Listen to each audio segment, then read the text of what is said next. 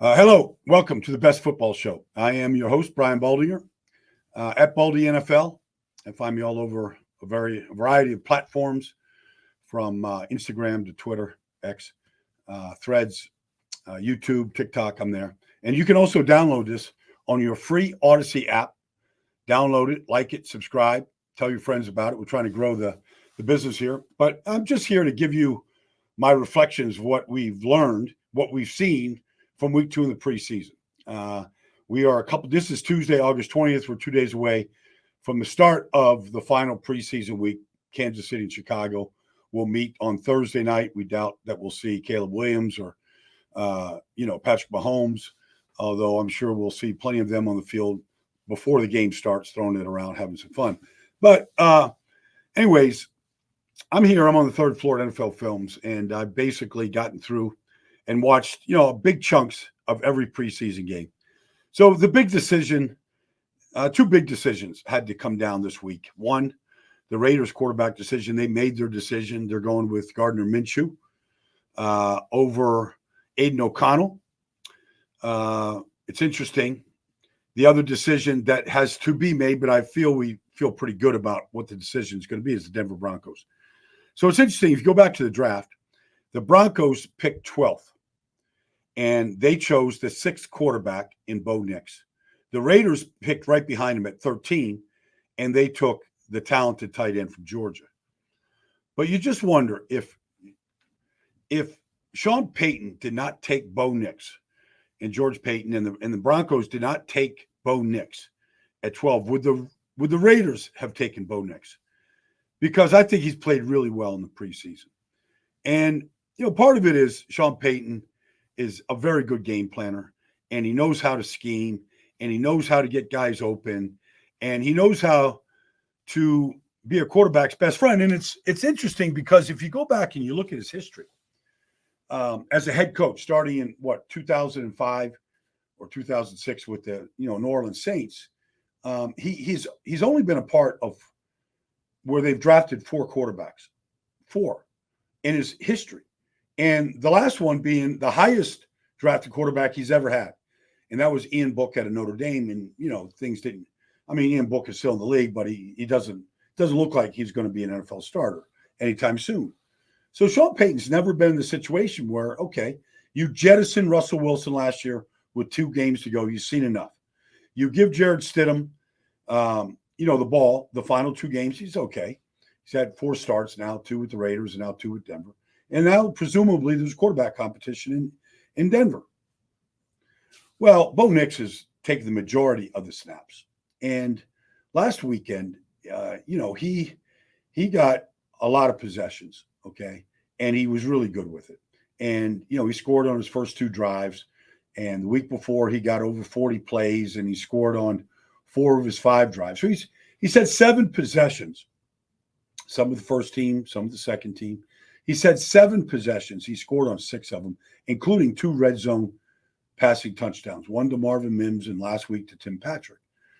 He's completed 23 of 30 passes. He left Oregon. He was completing 77% of his passes for the Ducks. He's a very accurate thrower.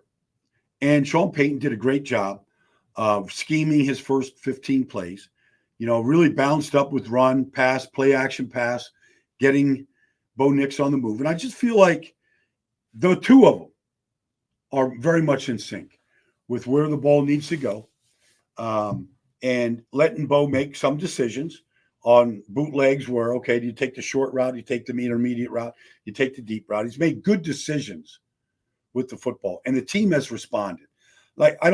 On Tuesday, August 20th, I haven't heard anything out of Denver yet.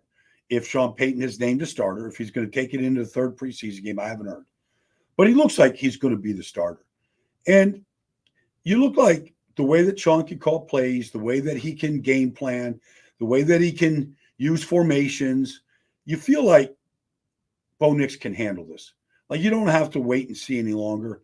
And I think he's the best quarterback. I think he's better than Jared Stidham. I think he's better than Zach Wilson. I just think he's the better player. And, he's played well in the preseason. So I feel like Denver is on their way. And look, I don't know, can Bo Nix surprise the 6th quarterback taken. I don't know. He's the 12th quarterback taken. I mean, presumably you take a guy that high because he's going to be your starter. But we've seen otherwise. But I like the way he played. I like how his decisions. I like his accuracy. I like his when he does leave the pocket, he leaves with a purpose. And he's talented extending plays. He's done that in both games. And I feel like with him, you can maximize the talent that they have. Okay, whether it's Javonte Williams at running back and Jaleel McLaughlin and the rookie Estime from Notre Dame and the receivers, whether it's Sutton or Mims, whoever it might be. Tim Patrick is a big addition, getting him back healthy. Sean Payton's always valued guys that know how to get open, guys that have good size. He likes receivers that have good size. Michael Thomas. I mean, you go through the history of guys. Guys that have a reach. Cortland Sutton's a big guy. Tim Patrick's a big guy. Like he values those players. Big tight ends, especially in the red zone. All right, so I think Denver is on its way to naming a starter. The Raiders made their decision with Gardner Minshew. It's fine. If you look at Gardner's stats in his career and you compare them to the 3 years of Trevor Lawrence, Gardner Minshew has actually better stats, better wins, better percentage. It might surprise some people. He was 7-6 as a starter for the Colts last year, taking over for Anthony Richardson. He was good in a reserve role in Philadelphia. He was good as a starter in Jacksonville with a team that wasn't very good around him at times. But I feel like there's a ceiling to what Gardner can do. I think he can complete passes. I think he can move the team. I think they can be competitive. I don't know that he can raise the play of those around him the way you need your quarterback to. Third downs, stick throws in, very, very tight windows, converting when you have to take the team down the field, fourth quarter drives, red zone scores. I'm not sure that Gardner is capable of doing it. He's well coached. He's very smart. Mike Leach did a good job with him at Washington. I think he's been around this business long enough. A variety of coaches, variety of systems that he can adjust. They need a guy. Every team needs more than a caretaker, but it would help if he doesn't turn it over and he puts the ball in Devontae and Jacoby's and, in the tight end's hands. That'd be great.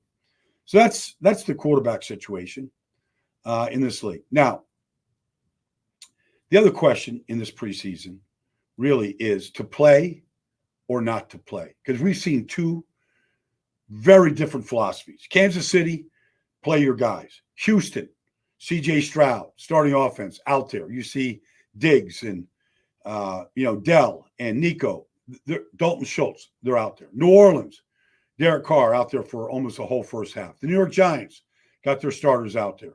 Pittsburgh has got their starters out there. Not to play. Green Bay, not putting their starters out there anywhere.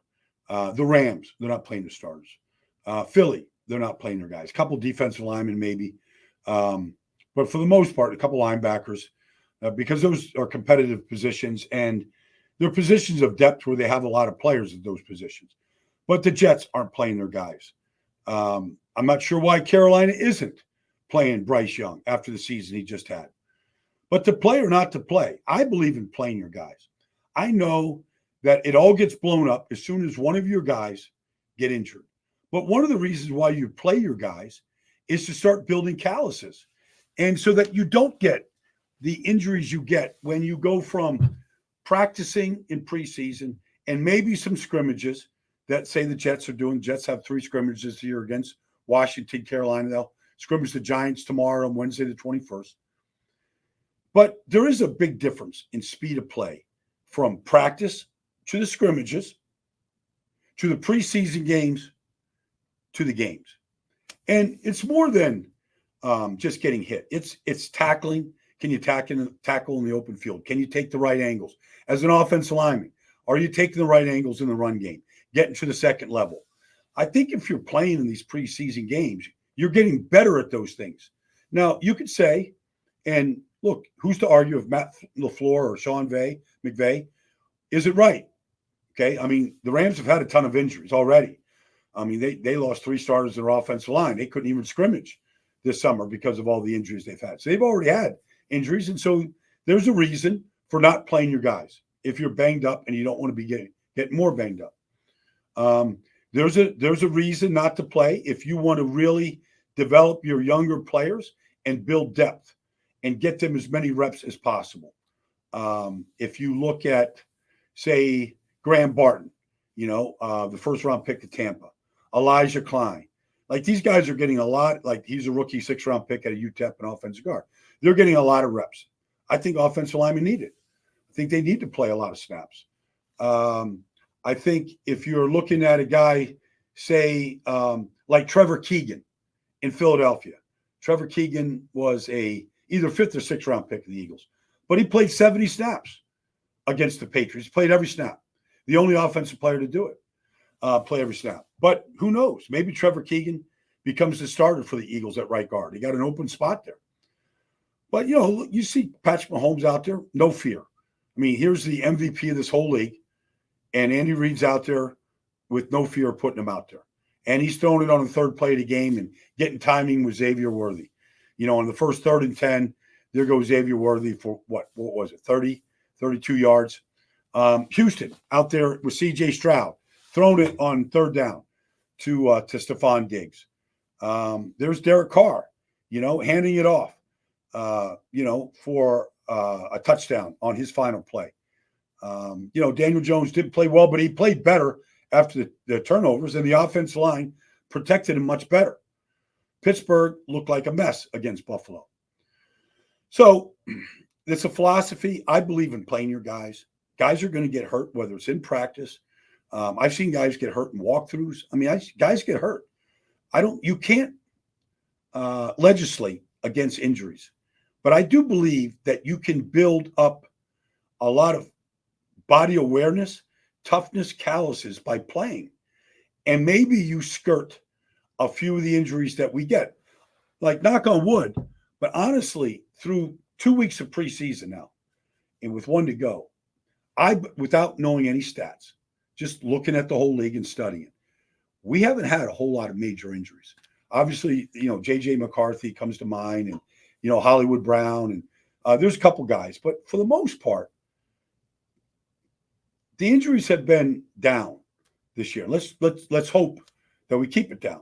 Now, one of the reasons why we have a new kickoff return rule is because of injuries. They don't want concussions on the kickoff return, but they want the kickoff return in. And so through the first 2 weeks, the kickoff return, look, the average starting field position right now is the 28-yard line. So some teams have said to heck with it. Let's just kick it through the end zone. Let's don't even give them a chance. We'll give them to them at the 30. Okay. Well, I don't know. If I feel like I got a good kickoff coverage team, I don't want to do that. I want to send my nut squad down there, and I want to see if I can get them tackled inside the 20. And that 10 yards or at the 20. Well, that 10 yards of field position, I mean, that's the difference between maybe a scoring drive and not a scoring drive. I do think we're going to see a lot of returns. I don't think we've seen a lot of run plays in the return game yet, the traps and the sweeps and the overloads that we're going to see, but we're going to see that. I believe that it's good for the game. It looks gimmicky right now. Right now, you can either return it. Based on where the ball is kicked, you can get it at the 30. You can get it at the 35. And if you don't put the ball in the landing zone, short of the landing zone, you can get it at the 40. Those are good. I mean, you start at the 30, the 35, or the 40. That's good starting field position. Now, if you could get returns out there, that's even better. But we want the return back in the game. And so we've seen the return come back. We've got to modulate the amount of injuries. Is the concussions going to decrease and keep the return game in? And is it a strategic play? We understand now that the onside kick rule is in effect in the fourth quarter. If you're behind and you're kicking off, you can announce an onside kick. And you have to actually kick the onside kick. Otherwise, you get penalized for it. So it would nullify, it would really negate, anything else you would do. It's also a live ball in the end zone. If you kick it into the end zone and don't down it, it's a live ball. So there's a lot of things there. I think a lot of teams are experimenting, looking at different returns. But I think it's been pretty vanilla so far. The league is still trying to figure out exactly where the officials need to be in order to officiate it properly. So they've adjusted the positioning of the 7 officials. We know that the umpire and the referee will be in the end zone, to start the play. But I think it's going to be a good play. I think we're going to like it. We just got to get over the way that it looks. But I do believe that it's going to factor into games, and it's going to decide some games this year. So that's been the Best Football Show here today, Tuesday, August 20th. I am heading out to San Francisco tomorrow, LA on Thursday, and I'll be in the studio all week doing some analysis for the NFL Network with a variety of guys. I'm looking forward to that, seeing, really what kind of pops. But anyways, in between, I will jump on here and do some more Best Football Shows. Thanks for joining me, and look forward to talking to you real soon.